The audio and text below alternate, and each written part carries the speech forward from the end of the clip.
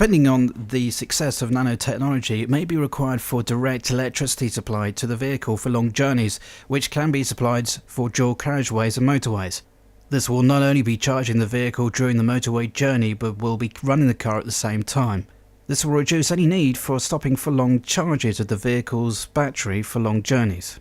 However, if nanotechnology becomes a reality for storing electricity, this will not be needed. The reason for dual carriageways and motorways only is that long journeys often involve such roads halfway through, and these can supply the high power needed to help the vehicle reach up to the 70 miles an hour speed limit. A guide rail will supply the power to the vehicle on both sides of each direction. This will allow plenty of room for emergency fast lane and a slow freight lane in between, depending on how many lanes are available. Now I suggest we introduce the ECS first of all in specially selected towns and city centres as perhaps a public transport taxi service, as demonstrated here perhaps. Welcome to what could be the way we commute in future. This is a driverless taxi, if you like a cybercab, though it has to be said nobody's really quite sure what to call these things. Now the idea is they would run on loops around a town near you. You would stand by the side of the road at a station, you'd press a button to call the cab when you wanted it on your timetable, and this thing would turn up and you'd get inside. Now I have to say these are just prototypes, so they're a bit squashed inside. The real thing would be a bit bigger and actually would go a bit faster.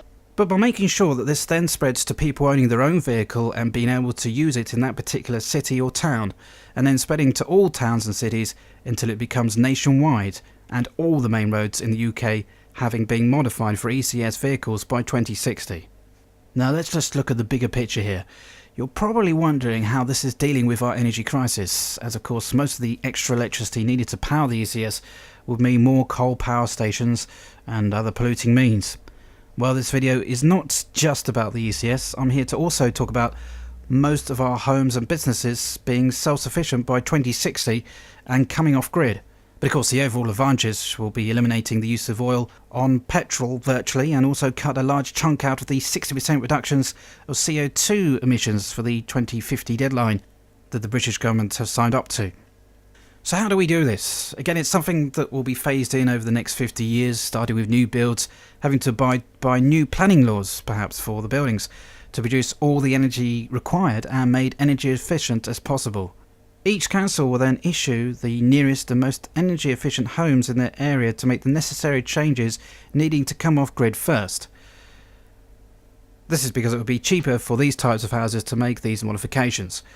This can be flexible with the owner's current affordability and the size of the houses. Whatever system is used to fairly pick houses first over the others until the owners of the houses that can't be made 100% self-sufficient in energy come last on the list. Just making sure that they are at least 60% off grid by 2060 perhaps. The government could help to pay for these changes through grants and giving advice. People should be advised and encouraged to make these changes first before they are then, by law, forced to make these changes. As time goes on, the price of these modifications will come down as production of these products increase.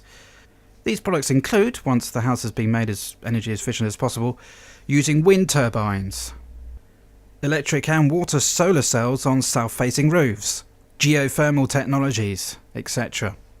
Special attention to underfloor heating perhaps and other heating systems, as 73% of all energy required by homes is needed to heat space and water.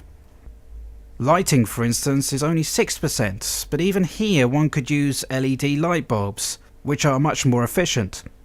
The development of energy storage technologies like nanotech batteries and ultracapacitors will become available to store all the electricity needed for the home from a modest small wind turbine fixed to the roof and solar cells. Now, to take the energy crisis further and continue to reduce CO2 emissions, how about the following ideas? Firstly, make sure each local area is responsible for producing its own electricity for the ECS and other on-grid services.